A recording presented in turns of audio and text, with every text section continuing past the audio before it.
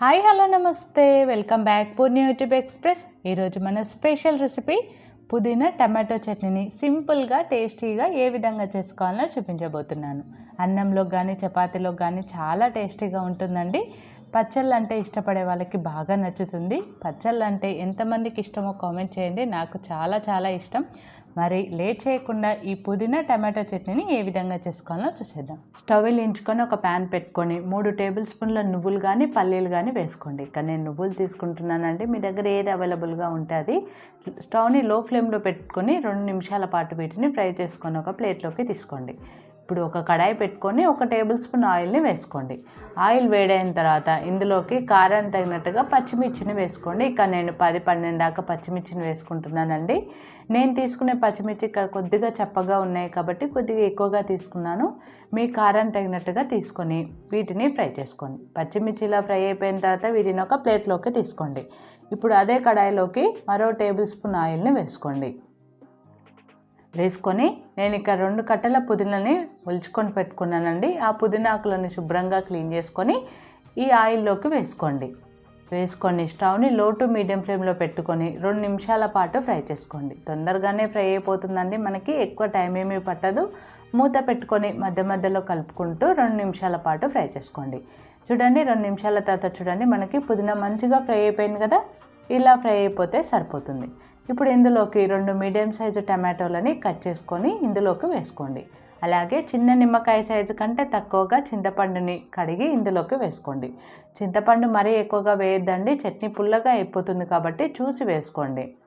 ఇప్పుడు అంతా కలిసేలాగా ఒకసారి బాగా కలుపుకొని మూత పెట్టుకొని మధ్య మధ్యలో కలుపుకుంటూ టమాటోలు సాఫ్ట్గా అయ్యేంతవరకు ఫ్రై చేసుకోవాలి. చూడండి, టమాటోలు కూడా మనకి మగ్గిపోయాయి. చూడండి, ఇలా ఫ్రై అయిపోవాలి. ఇలా ఫ్రై అయిపోయిన తర్వాత స్టవ్ ఆఫ్ చేసుకొని వీటిని పూర్తిగా చల్లారనివ్వండి. ఇదంతా పూర్తిగా చల్లారిపోయిన తర్వాత ఒక మిక్సీ జార్ తీసుకొని అందులోకి మనం ముందుగా ఫ్రై చేసి పెట్టుకున్నాం కదా నువ్వులు, ఆ నువ్వులను వేసుకొని ముందుగా ఈ నువ్వులను మెత్తగా మిక్సీ పట్టుకోండి. చూడండి, నువ్వులు మెత్తగా ఈ విధంగా మిక్సీ పట్టుకున్న తర్వాత మనం ఫ్రై చేసి పెట్టుకున్న పచ్చిమిర్చి ఉంది కదా, ఆ పచ్చిమిర్చిని ఇందులోకి వేసుకొని రుచికి తగినంతగా ఉప్పు కూడా వేసుకొని కొద్దిగా జీలకర్రను వేసుకొని దీన్ని కూడా మెత్తగా మిక్సీ పట్టుకోండి. ఈ విధంగా మిక్సీ పట్టుకున్న తర్వాత మనం ఫ్రై చేసి పెట్టుకున్న పుదీనా టమాటో కూడా ఉంది కదా, వాటిని ఇందులోకి వేసుకోండి. వేసుకున్న తర్వాత పొట్టు తీసిన 7-8 వెల్లుల్లి కూడా ఇందులోకి వేసుకొని కొద్దిగా కోర్సుగా బరకగా మిక్సీ పట్టుకోండి. మరి మెత్తగా మిక్సీ పట్టుకోవద్దండి, కొద్దిగా బరకగా ఉంటేనే టేస్ట్ బాగుంటుంది.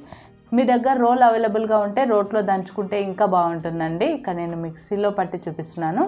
ఈ విధంగా మిక్సీ పట్టుకొని పక్కకు పెట్టుకొని పోపు కోసము 2 టేబుల్ స్పూన్ల ఆయిల్ వేసుకొని 1 టేబుల్ స్పూన్ పోపు దినుసులు వేసుకొని ముందుగా ఈ పోపు దినుసులని ఫ్రై చేసుకోవాలి.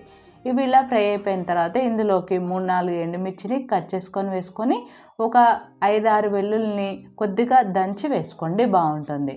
అలాగే ఒక రెబ్బ కరివేపాకును కూడా వేసుకొని వీటిని ఫ్రై చేసుకోవాలి. ఇది కొద్దిగా ఫ్రై అయిపోయిన తర్వాత ఇందులోకి 1/2 టేబుల్ స్పూన్ పసుపు వేసుకొని అంతా కలిసేలాగా ఒకసారి బాగా కలుపుకొని స్టవ్ ఆఫ్ చేసుకోండి. స్టవ్ ఆఫ్ చేసుకొని ఇందులోకి మనం మిక్సీ పట్టుకున్న చట్నీని ఇందులోకి వేసుకొని అంతా కలిసేలాగా ఒకసారి బాగా కలుపుకున్నారంటే పుదీనా టమాటో చట్నీ రెడీ అయిపోయింది.